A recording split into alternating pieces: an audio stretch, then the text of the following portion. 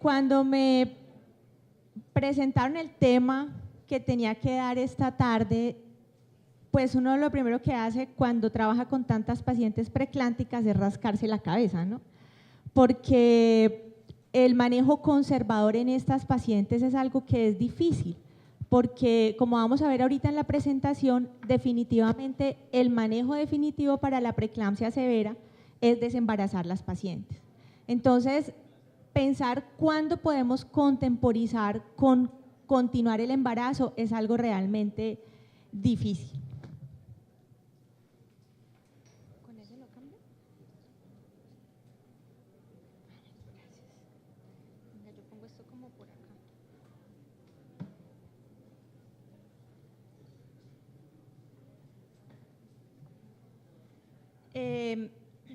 Bueno, quisiera hablarles antes de empezar un poquito de la experiencia que he tenido en el manejo con pacientes con ese tipo de patologías.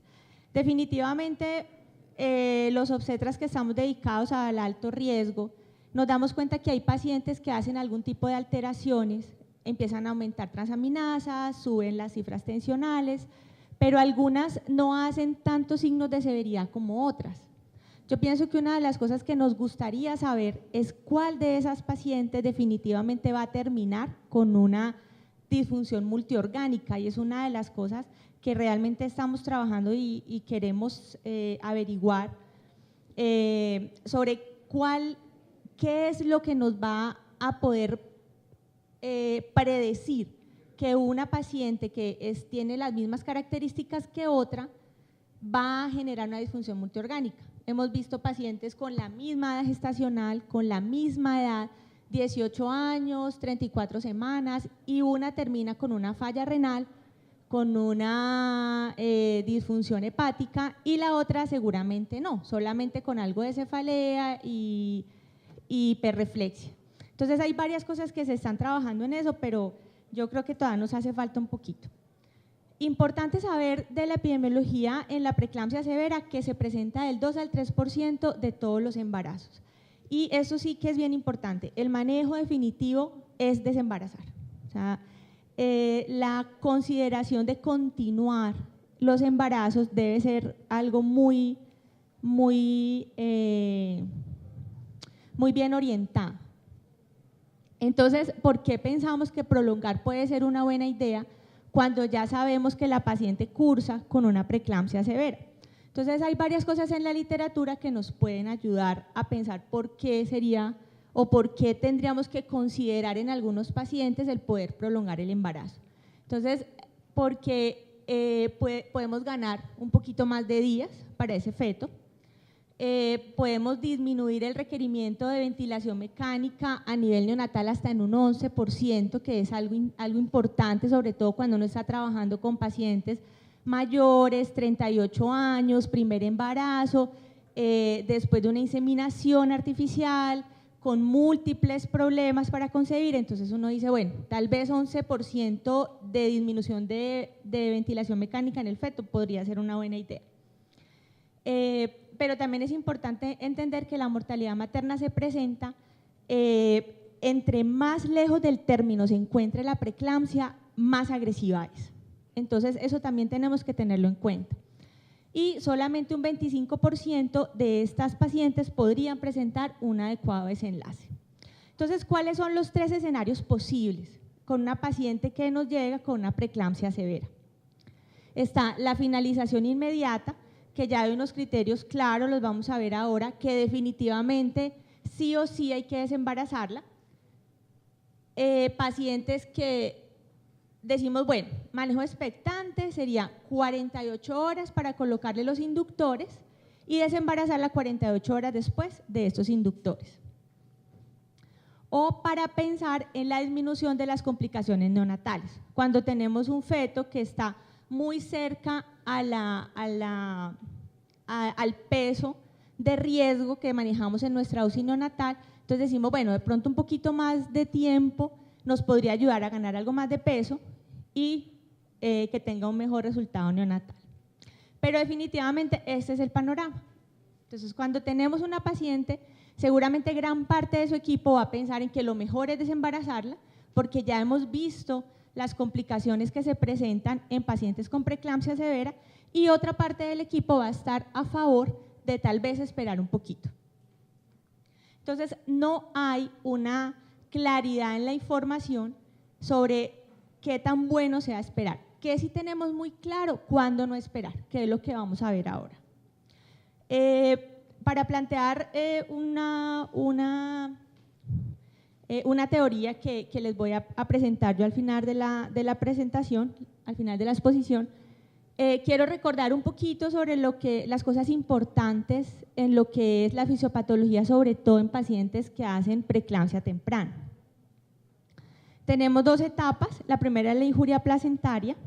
Vemos acá la implantación del blastocito, que hay una división inicial, y en ese primer contacto se genera una reacción inmunológica.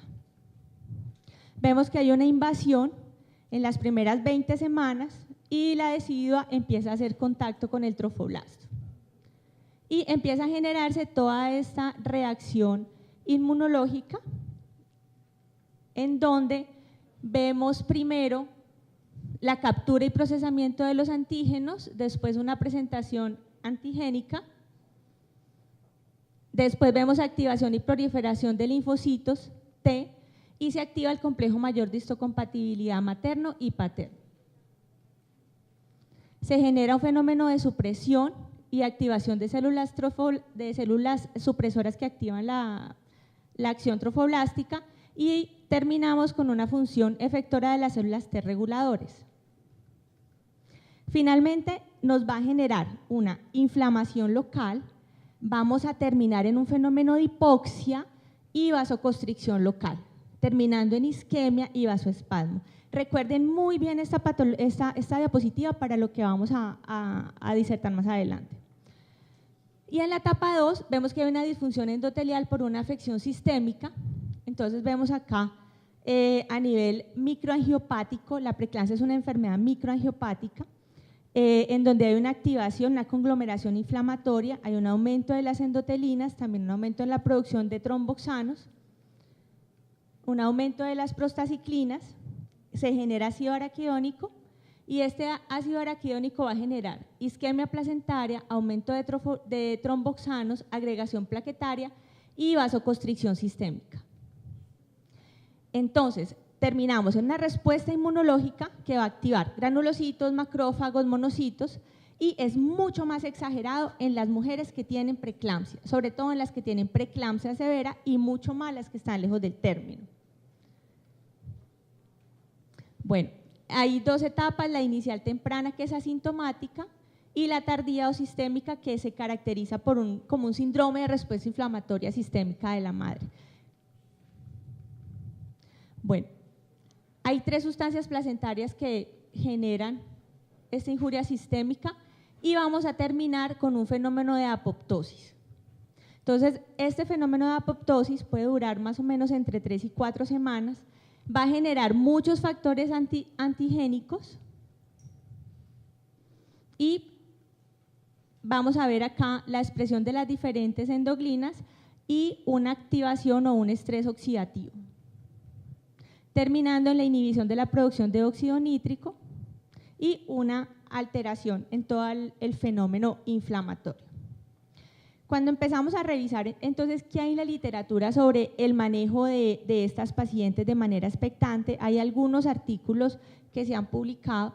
Este es uno de los más importantes que publicó el doctor Paulino Vigil sobre el manejo expectante de estas pacientes. Ellos seleccionaron embarazos entre las 28 y las 33 semanas, debido a que las pacientes que atienden o que tienen con un embarazo menor a 28 semanas tienen mayor riesgo de mortalidad fetal. Entonces, tratando de mejorar los estudios y mejorar la especificidad, se planteó hacerlo después de las 28 semanas. Fueron 133 pacientes con diagnóstico de preeclampsia severa, 27 años más o menos, un grupo muy similar. ¿Y qué encontraron? Encontraron aumento en las cesáreas, 98% más en las pacientes que tienen manejo expectante, y empezaron a encontrar que estas pacientes que son sometidas a manejo expectante tienen mucho mayor riesgo de presentar alteraciones, sobre todo abrupción de placenta, y otras adicionales. Con respecto a la mortalidad, no se presentó diferencia estadísticamente significativa, pero pues ellos aclaran también que no tomaron los menores de 28 semanas. ¿Qué otra cosa hicieron dentro del algoritmo de manejo en donde esperaban en esas pacientes con diagnóstico de preeclampsia severa? Hicieron los criterios diagnósticos que ellos plantearon, una presión arterial mayor de 140/90, una proteinuria de 24 horas de 3 gramos y a todos los fetos se les hizo Doppler. Y ellos definieron uno de estos criterios para severidad, bien sea que la paciente estuviera en crisis, 160-110, o que tuviera una proteinuria de 5 gramos, síntomas premonitorios, además de hipertensión arterial crónica más preeclampsia sobreagregada. Esas pacientes ya lo definían como severas. Pacientes que tuvieran síndrome de HELP, que son criterios de complicación, o que presentaran signos de edema pulmonar o alteraciones en la coagulación. Y oliguria, asociado a una tasa urinaria menor de 0.5 cc/hora o menos de 100 cc en 4 horas. Entonces, ellos plantearon, y es lo que se revisa en la literatura, que hay unos escenarios en donde no podemos contemporizar con la preeclampsia severa, que son esos escenarios. Paciente con inestabilidad hemodinámica, paciente con lesión fetal, con persistencia de hipertensión severa, que a pesar de la terapia médica no se controlan las cifras tensionales, dolor de cabeza severo, pacientes que presentan eclampsia, edema pulmonar, falla renal, aumento de enzimas hepáticas, coagulopatía o disminución de plaquetas menos de 100.000 o síndrome de HELP. Entonces, dentro de la última revisión del UpToDate, esos son aproximadamente lo que hablábamos ahora, los criterios para no tener manejo expectante. ¿En cuáles se plantea que se podría tener manejo expectante? En pacientes que no tienen disfunción multiorgánica, que se controlan las cifras tensionales y que usted las puede vigilar en un ambiente controlado. Bueno, pacientes que llegan ya a las 34 semanas, se planteó este esquema de manejo, se admite la paciente para observación inicial y tratamiento, se hace un control materno de síntomas y clínica, igualmente los hallazgos de laboratorio, se hace una vigilancia del estado fetal, se hace ecografía fetal y se considera uso de sulfato de magnesio como profilaxis de convulsiones y se inicia antihipertensivos. Entonces, una paciente que llega con diagnóstico de preeclampsia severa, se hospitaliza, se le inicia este manejo y se hace vigilancia. Lo primero que se hace es evaluar si hay factores de riesgo para evitar el manejo expectante. Entonces, revisamos los factores que ya habíamos visto previamente y si no tiene ninguno de esos factores, podemos esperar.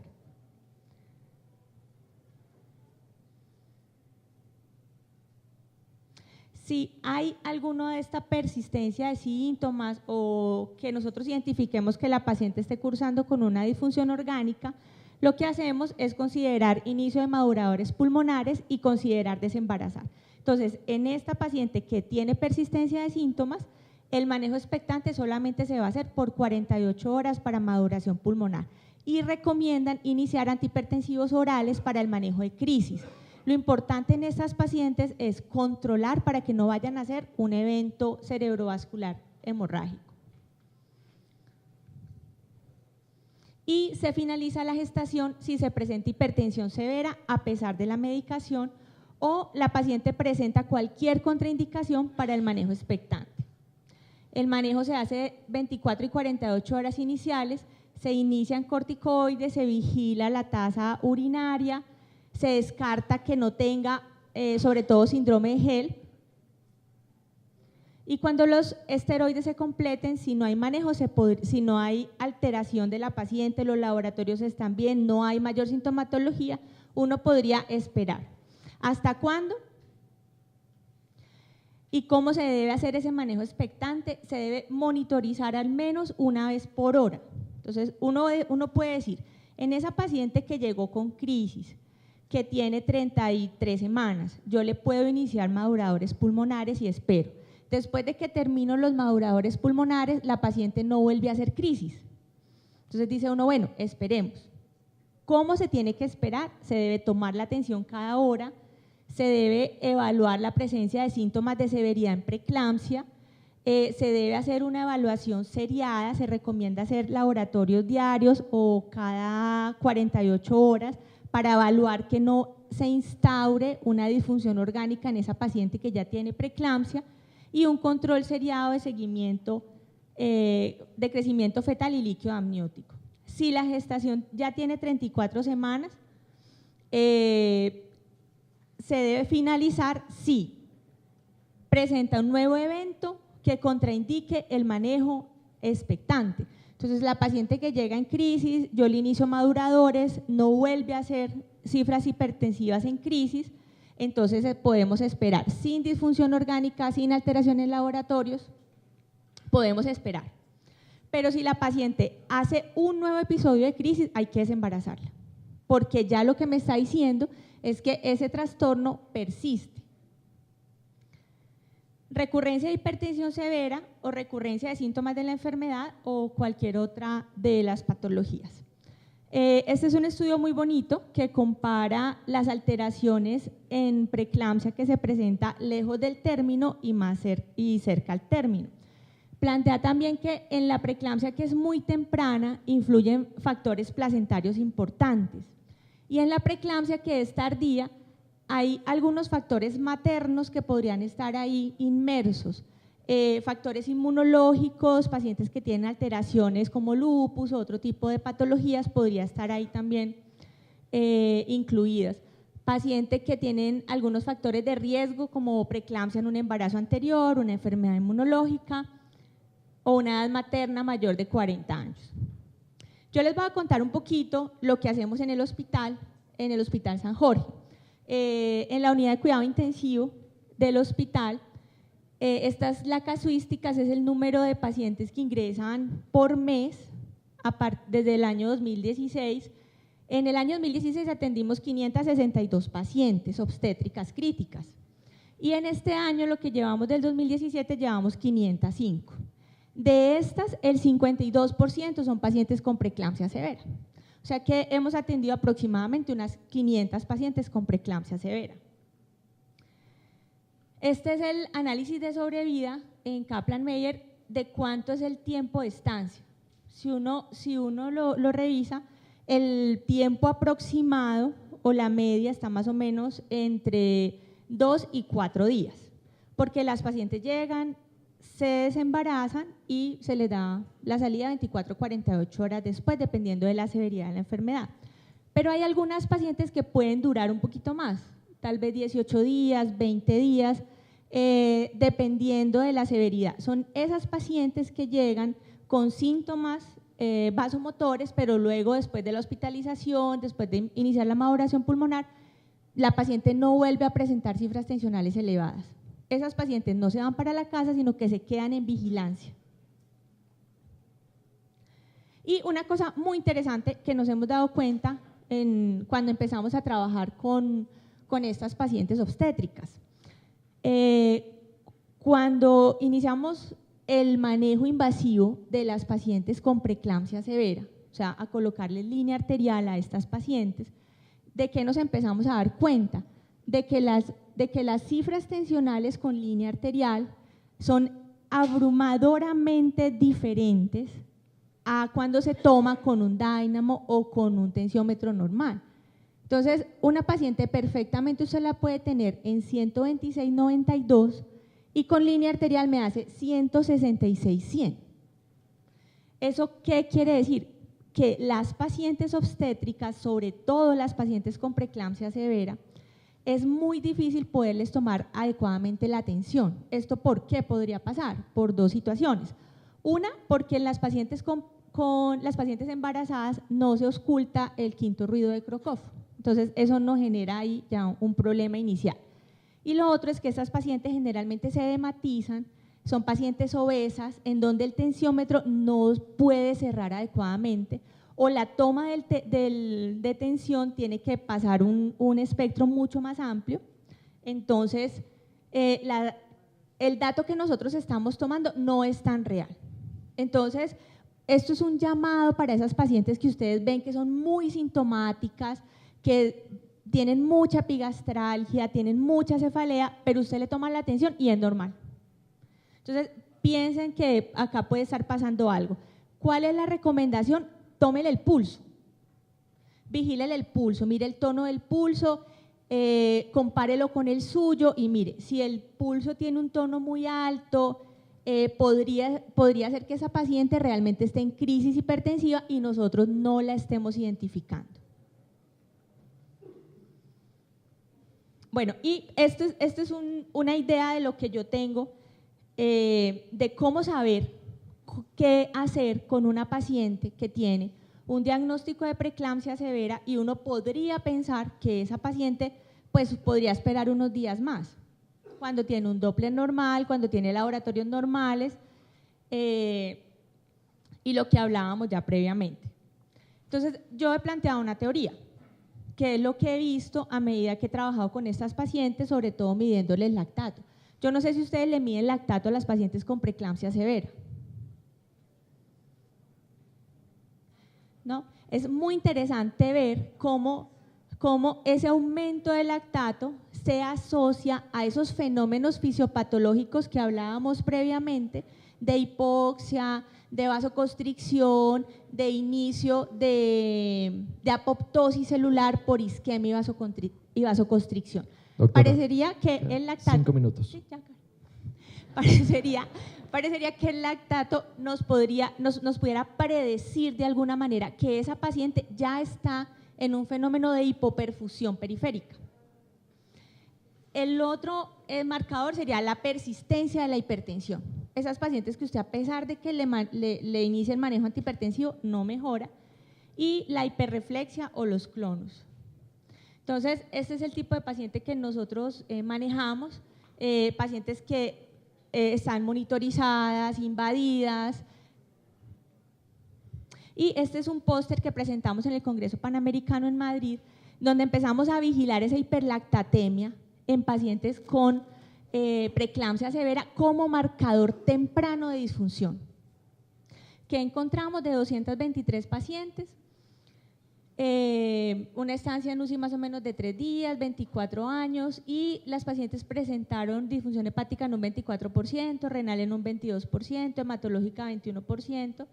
De estas pacientes, aproximadamente el 25% tenían el lactato elevado. De esas pacientes que tenían el lactato elevado, parecería que se asocia con disfunción, con diferentes disfunciones, especialmente disfunción renal. Entonces, una paciente con preeclampsia severa que tenga un lactato mayor de 1.5, esa paciente no va bien, porque usted ya debe considerar que todo ese fenómeno hipóxico que revisamos previamente se está instaurando en esta paciente y está progresando. Entonces, esta es simplemente una reflexión de lo que podremos hacer. Hablar de manejo expectante en preeclampsia creo que es difícil, pero podríamos pensar que hay algunos marcadores de hipoperfusión que nos podría ayudar a ver un poquito más allá de solamente el cuadro hemático, las transaminasas y el resto de laboratorios que tenemos. Y para no olvidar, pues la vida no viene con un manual de instrucciones, viene con una mamá. Y esa es la misión que tenemos todos nosotros, cuidar esa mamá para poderle dar a esos bebés el mejor de las posibilidades a futuro. Muchísimas gracias. Muy bien.